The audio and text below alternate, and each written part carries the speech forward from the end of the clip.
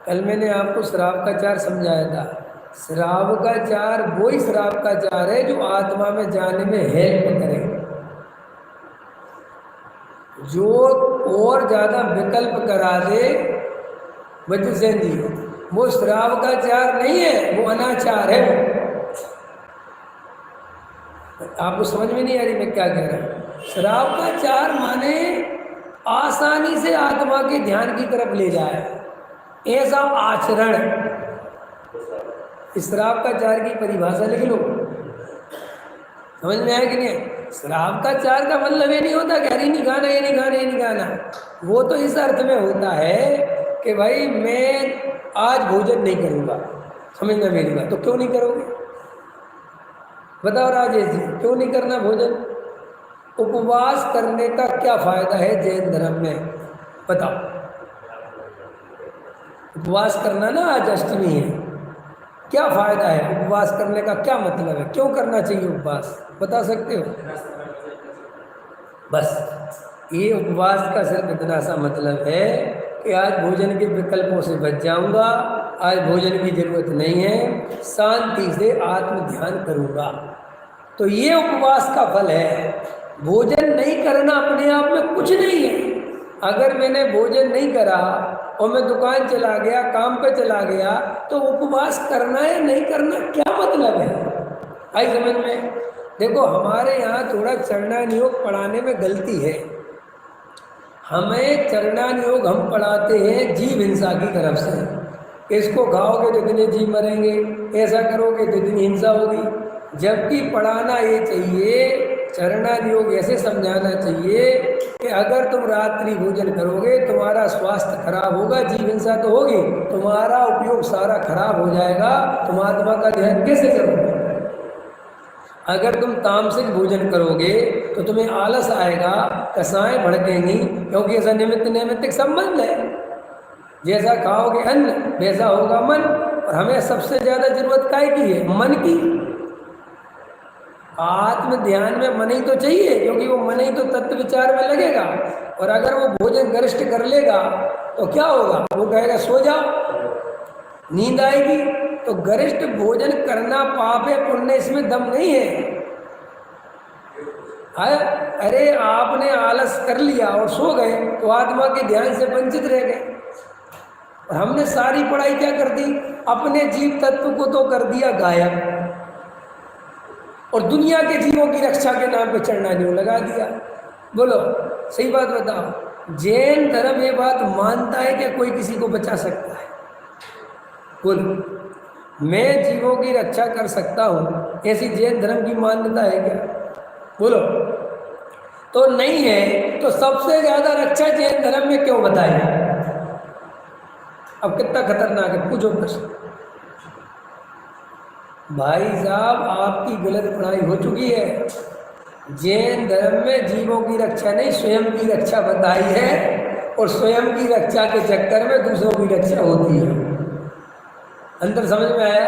जैन धर्म में अगर कोई ये माने कि मैं दूसरे जीवों को बचा सकता हूं, वो तो नंबर 1 का मिथ्या दृष्टि है, 1 नंबर का है। समझ में आया कि नहीं आया?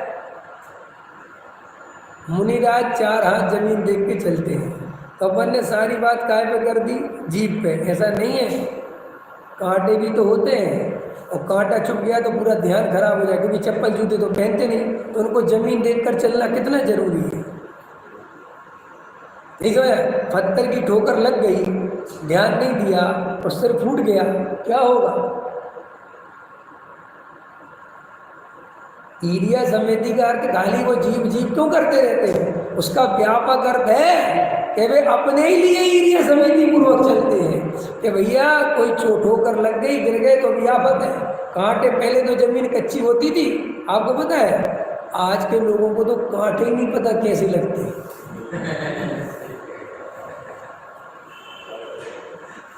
सच बता रहा हूँ भाई साहब। आज मैं अपने बेटे से पूछूं, बेटा कांटा लगना कहते क्या चीज होती है? कांटा ही क्या होता है? लगना तो बहुत दूर की बात है। पहले हम गांव में रहते थे भाई साहब, चप्पल से अंदर घुस जाता था। मैं तो बचपन में हमारे गांव में तो कांटे निकालने के एक्सपर्ट हुआ करते थे। हम जाके दाऊ, कांटा लग गया, और वे दाऊ का काम ही था दिन भर कांटे निकालना। ऐसा था गाँव, निकल रहे हैं कांटे और इतना दर्द हो रहा है। अब मुझे बताओ वो देख के चलना कितना जरूरी है। एक एक मुनिराज की क्रिया, ये मुनिराज भोजन में इतनी सावधानी रखते तो क्या सोचते हो जीवों की रक्षा? अरे भैया वो तो अपने आप हो जाती है, वे रक्षा तो करते हैं अपनी। कि अगर मैंने गरिष्ठ भोजन कर लिया, ज्यादा भोजन कर लिया, गैस बन गई तो क्या होगा? आत्मा का ध्यान कैसे घटित होगा, सामायिक कैसे होगी? और हर अंतर मुहूर्त में 7वें गुण स्थान में पहुंचना ही पहुंचना है, न लौट के अभी नीचे आ जाऊंगा। तो वे बाहर में जो सावधानी रखते हैं वे पर जीवों की रक्षा की बात नहीं है, वे स्वयं के लिए रखते हैं। और हमने वो सारा पर में, क्योंकि हमें तो पर दृष्टि थी ना, देखो हमारे मुनिराज, देखो हमारे मुनिराज कैसे जीवों की रक्षा। अरे कुंद कुंद देव तो ये कह रहे कि कोई साधु ऐसा माने कि मैं जीवों की रक्षा करता हूँ तो वो जैन मत से ही बाहर हो गया, वो तो वैष्णव मत में चला गया। बोलो विचार करो, हैं? तो श्राप का चार को ऐसे पढ़ाओ, लेकिन अपन ने सारा डर दिखा दिखा के, ये खाओगे तो नरक चले जाओगे, ये खाओगे इतने छोड़ दोगे तो स्वर्ग चले जाओगे। वो जो जैन धर्म पुण्य और पाप को कुछ नहीं मानता, स्वर्ग और नरक को कुछ नहीं मानता, उसे हमने सारा स्वर्ग नरक पे थोप दिया। बोलो नहीं थोप दिया? भय संज्ञा कर दी कि नहीं करती? इसलिए वो आचरण सच्चा है ही नहीं। भैया कुछ तो व्रत उपवास करो। क्या व्रत उपवास करो? क्या उपवास करो? है नियम ले लेते लोग कि हम 5 हरी लेंगे जी, या 2 हरी लेंगे। अब अष्टांग आ रही है, अब 10 लक्षण आ रहा है, कितनी हरी लेंगे? 2। ये विकल्पों को बढ़ाने का नियम है कि विकल्प घटाने का नियम है? पहले तो ये बता, सही बता ना, हृदय में याद रख। समझ में आया? कल मेरे पास फोन आया बॉम्बे से, बोले आपका बता दो 10 लक्षण के लिए कि कैसे कैसे बोल। मैं कहूँ मैं नॉर्मल, समझ में आया? तो बोले हरी भरी, मैंने कहा कुछ नहीं। तो बोले कोई गिनती? मैंने कहा कोई गिनती नहीं। समझ में आया? बोले अष्टमी चतुर्दशी, मैंने कहा बिल्कुल नहीं लूँगा, बात खत्म। देखो 2 चीज़ें समझो, या तो बिल्कुल मत लो। ये जो नौटंकी है ना, 2 लेंगे, 3 लेंगे, 4 लेंगे, पर पता अपन क्या करते हैं? हरी मिर्च ले ली, 1 हरी हो गई, उसमें टमाटर तो नहीं डला, अरे 2 हो गई, तो अब तो जी फिर केला ही देना चाहिए, अब तो 3 हो गई। मुझे ये बताओ जब विकल्प घट रहे हैं तो मैं हरी छोड़ने में क्या विकल्प बढ़ रहे हैं? और एक कई पंडितों ने, कई त्यागी व्यक्तियों ने, जितने नियम ले लो जी उतने ही अच्छे। अरे काय के नियम? कौन से नियम? कैसे नियम? कि क्या चलता रहता है? मैं पहले प्रवचन करने जाता था, तब तो मैं इतना समझ लो नहीं समझता था। तो भाई जैसे सिस्टम थे अपन, और समझ लो थोड़े से ऐसे खुल के नहीं बोल पाते थे, अंदर तो समझते थे, लेकिन समाज के भय से करते रहते, वही करना चाहिए, अपना जैन धर्म है, वही आगम के भय से, जो भी समझ लो। तो मैंने क्या देखा कि वे 5 हरी, 4 हरी ले ली, 3 हरी, वे ही गिनते फिर रहे हैं। भोजन करना दुर्लभ, फिर बेचारे वे फोन लगाते फिर रहे हैं, पंडित जी ने तुम्हारे यहाँ कौन कौन सी हरी ले ली। उन बेचारे श्रावकों के विकल्प वे पूछते फिर रहे, और पंडित जी के दिन भर विकल्प कि हमने कौन कौन सी ली थी 3 सुबह, ये बाहर रखा। और शाम को पता चला अपन ने 3 ही ली, और पता चला उन्होंने कहा अरे हमने दाल में तो हरी मिर्च डाल दी थी, और मर गए, तो नियम टूट गया। अब हम मर गए, अब क्या करो? तो कुछ नहीं, अब नमोकार मंत्र की जाप दे लो और कल 1 हरी कम खा लेना। अरे ये क्या सा जैन धर्म है भाई? अगर ऐसा धर्म तुम किसी को सुनाओगे, सही बताओ, किसी बाहर के आदमी को सुनाओगे कि हमारे ऐसे नियम धर्म चलते, वो आधा घंटा तो पेट पकड़ के हंसेगा,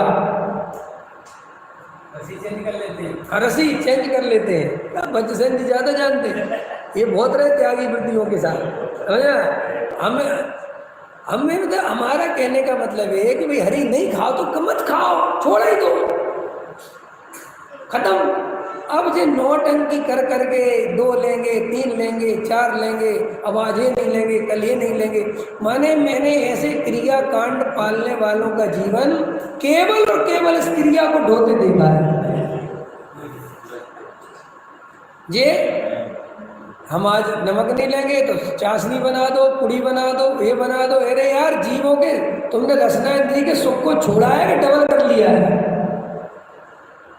कौन सा इसलिए तुम्हारे आचरण को कोई वैल्यू नहीं देता जगत में। वो कहता अजीब आचरण है इन लोगों।